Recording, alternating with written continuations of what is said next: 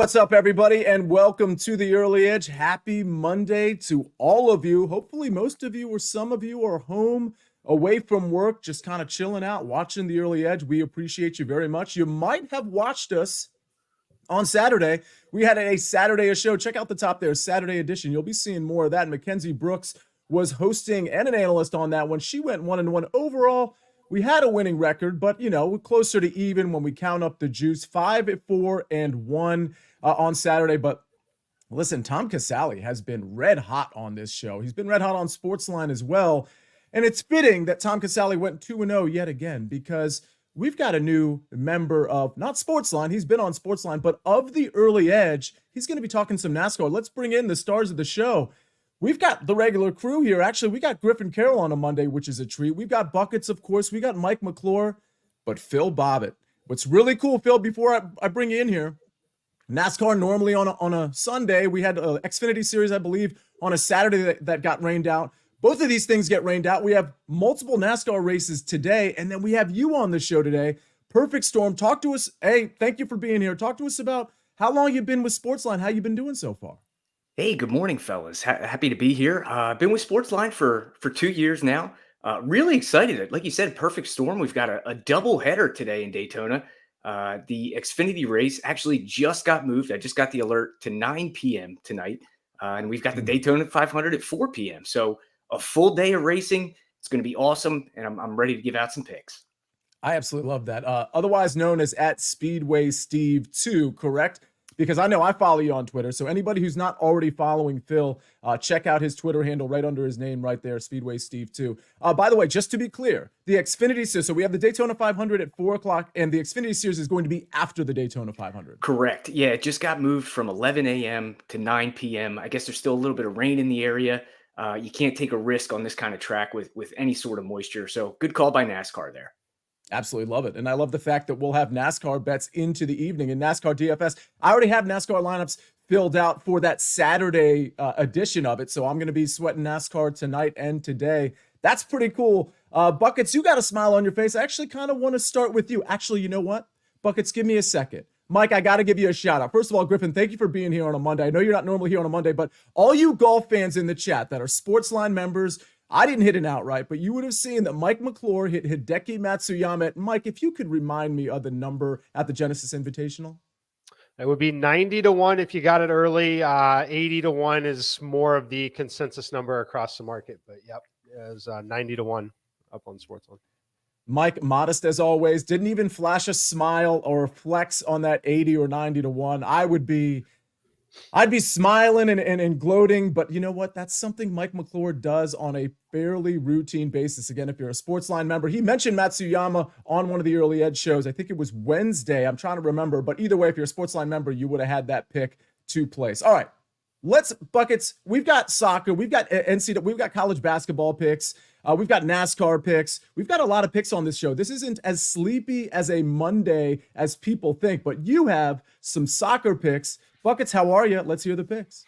Sia, I'm doing well today. And just a heads up to everyone, I'm going to be giving out my picks and then hopping off the show. I know that people that follow me on Twitter know that my dog Freya had a seizure on Saturday. She's doing much better today, thankfully, but we have some tests we got to get done. So I'm going to give these out and then dip out. I'm not doing this because I'm mad at you, Sia. I just got to make sure that I get there on time. I am doing something a bit weird here with my soccer picks and something I don't do often. I have two plays for the exact same game. I'm going to the Portuguese Primeira Liga this afternoon in a great matchup between Moreirense taking on Sporting Lisbon. And Sporting Lisbon, if you have not been following them, this is one of the most fun teams on the planet to bet on right now if you love goals and high-scoring affairs. Sporting have scored 58 times in their 20 league matches. By themselves right now, they're averaging almost 3 goals scored per game, and they're playing really good defense too, having only conceded 19 over those 20 matches. However, Sporting does exactly what Porto does. When they're at home, they will beat you 5-0, 6-0, 7-0. When they're on the road, they'll beat you, but it's not as pretty, and it's frankly pretty ugly. This is a team that when they're on the road, they're just not playing defense anymore.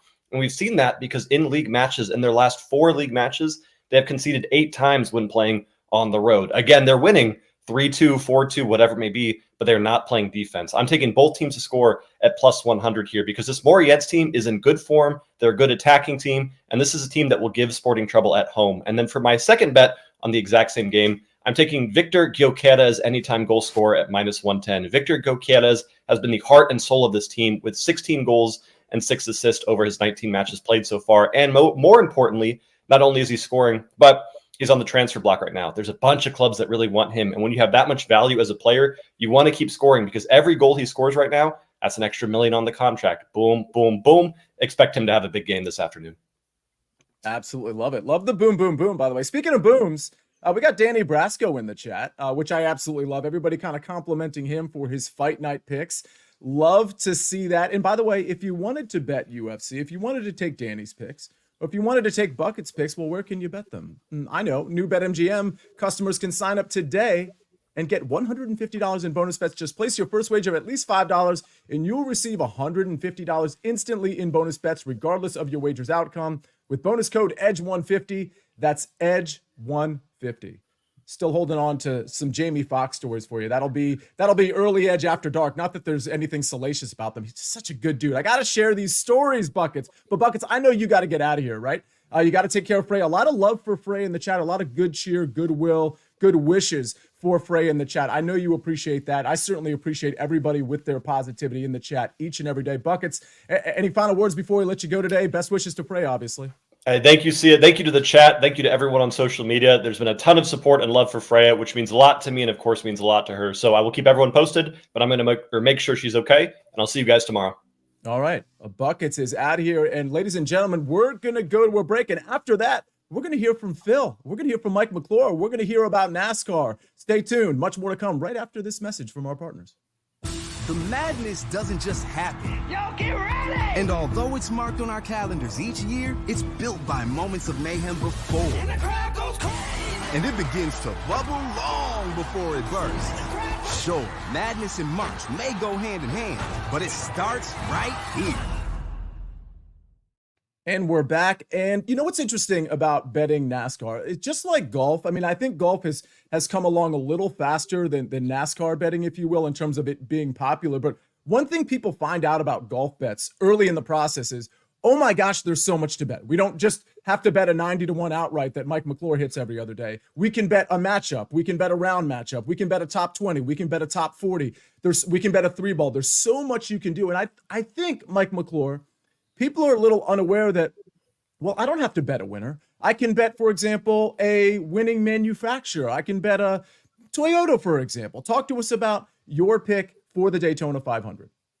Yes, yeah, there are a lot of different markets, and it's really growing. It's grown a lot over the last, I would say, 2 years as we've seen legal books come out. They're starting to offer a little more and more, and I expect that to continue. One bet that you can make most weeks, and one that I like to bet when we get to super speedways, because super speedways are very, very close to random number generators at times. You'll definitely want to kind of spray the board and give yourself some opportunity. So I have bet Toyota to be the winning manufacturer here, plus 200 over at MGM. I think this is a friendly price point. First of all, you can find this down to plus 175, plus 180 around the market. But when you look here at the surface, you're like, why are you backing the manufacturer that has 9 cars in the field when Ford has 16 and Chevy has 15? However, the quality of those teams and drivers certainly matter. The 9 for Toyota, I would say 8 of them have a legitimate shot of winning this race, maybe all 9. You cannot say the same for the other 2 manufacturers, but it's the elite ceiling that you get with the Toyota side. So you'll be basically rooting for 9 drivers in this Daytona 500. You will have a 2-1 payout. Those drivers would be Denny Hamlin, Christopher Bell, Bubba Wallace, Tyler Reddick, Martin Truex Jr., Ty Gibbs, Eric Jones, Jimmy Johnson, and John Hunter Nemechek. As far as John Hunter Nemechek, he qualified relatively well. His skill set is incredible individually, but every other one of those teams is essentially a team that is going to be relevant at every stop on the circuit this season. So I like the Toyota, despite having 9 versus 15 or 16. I like the quality of the Toyota lineup and this price point here at plus 200. Hey, Phil, I'm not going to pretend like I'm a big NASCAR savant like you are, like Mike McClure is, but I will say this. When I make my DFS lineups, those names that Mike just mentioned, I feel like they're almost always at least in the player pool when I'm looking around on SportsLine for drivers to put on my team. Back Mike up here, or maybe you don't want to back him up. What do you like from a winning manufacturer standpoint? Oh, I'm totally backing Mike up here. This is one of my favorite plays of the weekend.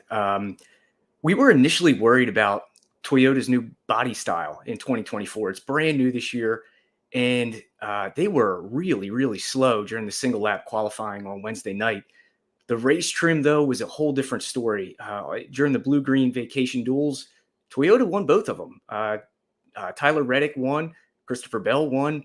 They were absolutely speed demons. Then on practice on Friday, Mike said there's 9 Toyotas. They were fastest 1 through 8. 1 through 8, Toyota. These guys are quick in race trim. To add on to Mike's point about the elite speedway racers, Denny Hamlin, 3-time Daytona 500 winner. They have the added Legacy Motor Club this year, which is Eric Jones. He's another speedway ringer. He's got the 5th best average finishing position on super speedways over the last 2 years, 7th best average running position, 7th most laps led. They added Jimmy Johnson. He raced his way into this race. He's won the Daytona 500 twice. He's a 7-time series champion. You get Christopher Bell, Tyler Reddick, Martin Truex. This Toyota field is loaded. This is a portfolio you have to get down on, plus 215 or plus 200. Very friendly price. I'm backing Mike up. We're getting to the window. I absolutely love this. And by the way, Jake, if you don't mind, if you could cut the last 3 minutes, send it to Toyota. Maybe we'll pick up an additional sponsorship. All right, Phil, I'm going to kick it right back to you. Before I do, real quick, I want to point out a couple of things in the chat. Bradley Jacobs has been on fire in this chat with the soccer picks, and so has Chris Kish. Chris Kish says, hey, guys, hope you tailed Friday. We moved to 8-1. Here's my pick today, Everton money line and over 1.5 total goals at plus 117. Like I said, Chris Kish has been on fire. Bradley Jacobs, I believe he said he was 8-0 on Thursday and Friday picks, or Friday and Saturday picks. So listen, these guys and girls that are dropping picks in the chat, they are pretty legit. So definitely take a look at those if you're new to this chat. Also hit the like button if you can. All right, Phil, right back to you, because I mentioned in golf head-to-head matchups. I think people that are golf bettors are really familiar with that, especially if they follow me. I do the round matchups pretty much every single day. You've got a couple of matchups here for the Daytona 500. Let's hear about them. Sure thing. Yeah. And for the Daytona 500 and super speedways alike, you will go broke if you're laying too much juice on these head-to-heads. Like Mike said, it's very random. These two plays, though, I do have some confidence in. The first one is Michael McDowell over Ricky Stenhouse. Now, Ricky Stenhouse did win this race last year, so there's a little recency built into the line, but McDowell is the far superior choice. He's much better at finishing these races. Over the last 12 at super speedways, he's 6 for 12, finishing in the top 20. Stenhouse is only 4 for 12. He's more of a wreckers or checkers kind of dude. McDowell as well has a better average finishing position by 5 spots. He's also 9 spots better on average starting position, which just shows the raw pace in McDowell's cart. We like McDowell to go ahead and take Ricky Stenhouse out to the woodshed here and cash this one for us. Wow. Okay. Take him out to the woodshed. All right, you got one more head-to-head, and it involves Martin Truex Jr. Yes, sir. So Martin Truex, that's a Toyota guy, so we're going to lean on Toyota's strength here. We're taking him over Kyle Busch, minus 105 at DraftKings. Kyle Busch is going to a backup car. He went ahead and junked his race car during the duels on Thursday night. Truex's average running position is much better than Kyle Busch over the last 2 years. Kyle Busch, he sold his truck team in the offseason. His son is an avid racer, and he's getting a little old in the tooth here. So not sure how many more shots Kyle Busch has to win this race. The pressure's building. We like Martin Truex and the Toyota. This is another one that should cash. Yeah, almost at even money, too. By the way, Danny Brasco says, this is the highest level NASCAR breakdown I've ever heard between M2 and Phil. I'm going to have to tail, he says. And by the way, there's some Mike and Phil, it looks like there's some smack talk, some NASCAR smack, which I, by the way, absolutely love, because Michael Johnson with 2 exclamation points and Brian Smith with 7 exclamation points. Ooh. They say Chevy. Phil, your response to the Chevy smack talk with this Daytona 500? It's being a good sports gambler is less about knowing sports and more about math sometimes. And I just think the math works out here with the price that we're getting with Toyota, the added numbers. You know, they went from 6 cars to 9 cars in the field this year, so they can control their own pit strategy. They don't have to rely on anybody else. I really just like Toyota today, probably next week as well. And then it might be Chevy's time to shine. Yeah, there we go. I saw Mike McClure that was music to his ears when you mentioned the math part. Griffin, I got to apologize. We're going to get to your picks in a second. I haven't gotten you involved yet. Can I ask you, because I took Winnipeg at plus 1,600 last week because we had that sort of community bet. Did I make a mistake with the Winnipeg long shot there? I got to ask because I actually did make that bet. I don't know if anybody in the chat also made the bet, but I'm curious. No, I mean, they had a big win on Saturday over Canucks, so why not? I mean, only 3 months to go until we cash it, but I think we're right on pace. Yeah, maybe. Yeah, the return on investment. Listen, I'm not accruing any interest on that bet, but it's fun. If anybody else jumped in on that, let us know in the chat. And by the way, Griffin, you've got an over, which I love because that's going to be fun to watch, and you've got a prop. We're going to get to that in just a second, including my college basketball play right after a message from our partners. We give thanks to the athletes who took big risks, who beat the odds despite being oddballs because of their skin. But to change the status quo, you have to be willing. This is the month we remember. But more importantly, dream of something bigger. Walter Rogers Jr., he says, Sia, I made the bet. All right, let's go win a peg. All right, speaking of winning, Houston, college basketball. I actually, listen, we have to wait for the brackets to come out. I don't really want to make any declarations, especially with shorter odds, until I see what the matchups are potentially going to be. March Madness, it's kind of around the corner. I believe it starts in about 29, 30 days in terms of like the actual bracket getting going. We'll have conference tournaments before that. Part of the reason we're having these Saturday shows is because we're going to have so many crazy good Saturday college basketball slates. But I think Houston is probably the best team in the country. I think in March Madness on neutral courts, they're going to be so good. And it's because of their backcourt. We know about Shed, we know about Cryer, but their front court, they're just so athletic in the front court, especially at home. They're so good defensively. Now they're -9 against Iowa State. That's a big number against a very good Iowa State team that I'm likely going to back when the brackets come out as well, at least to go pretty far, because I think they're built to win on neutral courts, to win on the road, to be honest with you. But I think Houston presents way too many problems for Iowa State. Both of these teams coming off nice wins on Saturday. I think Iowa State's going to be a little sleepy going into Houston. I think Houston's going to get after them early, which is why I also considered Houston -5 first half. But again, I do respect Iowa State. I do agree that this is a big line. But Houston at home, especially when you look at their home splits, how they play on defense, how they turn teams over, and what they can do on the inside, on the boards, and what they can do with their veteran backcourt with Cryer and Shed. I just think it's too much for Iowa State. I expect Houston to win by 10 or more. So that's my play tonight. There's only a couple kind of featured games tonight. I was going to go to Virginia Tech. I kind of liked Virginia in that one, but the line's starting to move, and I need to do a little bit more research there. But again, Houston -9 against Iowa State. Houston at home. By the way, revenge game for them. They lost to Iowa State last time these two played a few weeks back. All right, we move from college basketball right back to Griffin Carroll at Griffey Bets. Griffin, you got a couple of plays that I teased. You got a prop. You got an over. The NHL. You've got the floor. Yeah, my whole Monday's kind of thrown out of whack because we've got about 8 afternoon games today. Nothing sort of gets me out of bed like a ton of hockey, especially we just had a really fun weekend here in the NHL. So hoping to carry that over into the new week.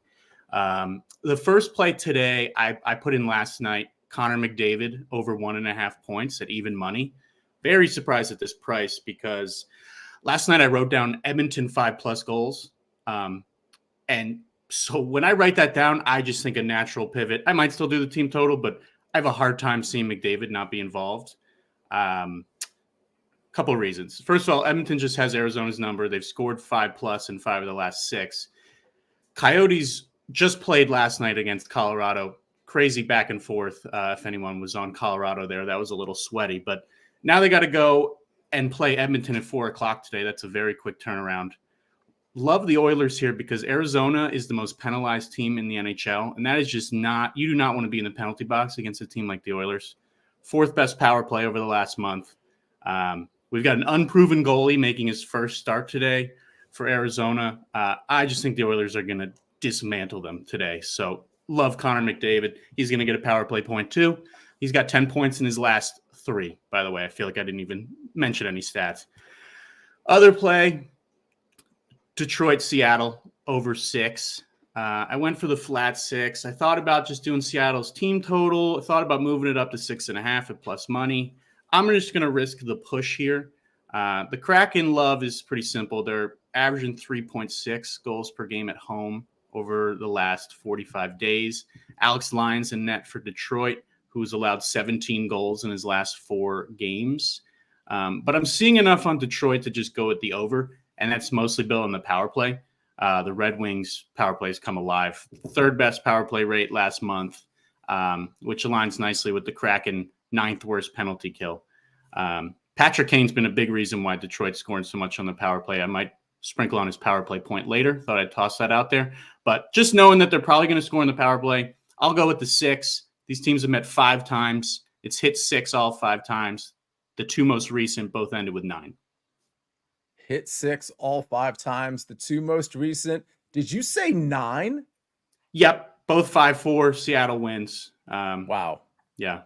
All right. We'll take that. That sounds like a nice cushion. I'll go ahead and I think I'm going to play that Red Wings Kraken over for sure. All right. Over 6 at -120. By the way, listen, I understand why people like Iowa State. Iowa State's a very good team. 9's a big number. And honestly, I think when you look at the 9, you're thinking, wow, that's a really big number. And sometimes in those cases, we saw it with UConn Marquette, the number seems a little too inflated, and sometimes there's a reason for it. So just something to consider there. But I totally get why people would want to stay off that and take Iowa State. Griffin, did you have one more thing?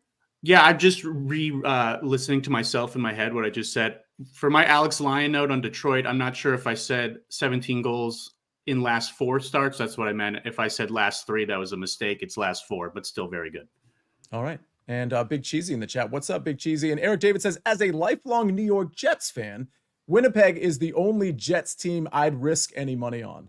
Well put, Eric David. Looks like we got some people part of this Winnipeg community. Sia, do you like Oilers Lightning moneyline parlay for +120? That must be for Griffey and not for me. So Griffin Carroll, do you like Oilers Lightning moneyline parlay for +120? Yeah, I think Edmonton's gonna smash, and yeah, I love Tampa today. Also, I'm going on HQ later tonight, so that's one of the only 7 p.m. games. So I figured I'd save it for then, but I'll share that now. I'm definitely going to be on Tampa's team total at least after that embarrassing loss on Saturday. Absolutely love it, and love that we have.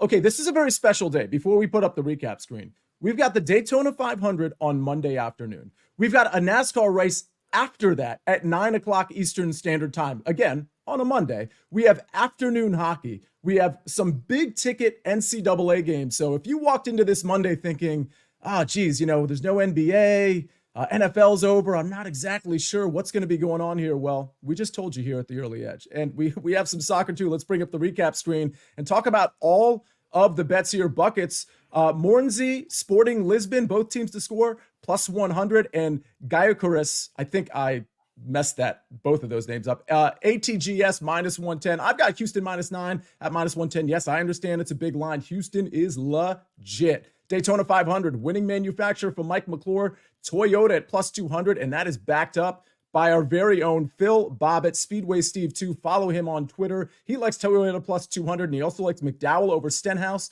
and Truex over Kyle Busch. Griffin Carroll, Connor McDavid over 1.5 points at +100, and Red Wings Kraken over 6. And we had a bunch of picks in the chat, including a couple of guys that are super hot right now. Hansel, he's so hot right now. Chris Kish and Bradley Jacobs absolutely crushing it. Danny Brasco in the chat. I see you, Rick. I see you, Mark. I see you, DBU. I see you, Big Cheesy. Everybody, thank you so much for being in the chat. Thanks for hitting the like button. Thanks for being a part of the conversation, because this show is not about the stars of the show. It's not about the host. It's not about the people on the show. It's about the whole community, and you are very much included in that. So we really appreciate your participation. But for the here and now, we got to get out of here and enjoy some of these bets, some of these races, some of this hockey, some of this soccer. On behalf of Mike McClure, on behalf of Phil Bobbitt, otherwise known as Speedway Steve, give him a follow. On behalf of Griffin Carroll, and on behalf of Buckets, of course, and Freya, I am the counselor. Oh, don't forget Jake the Snake on the 1s and 2s. I am the counselor.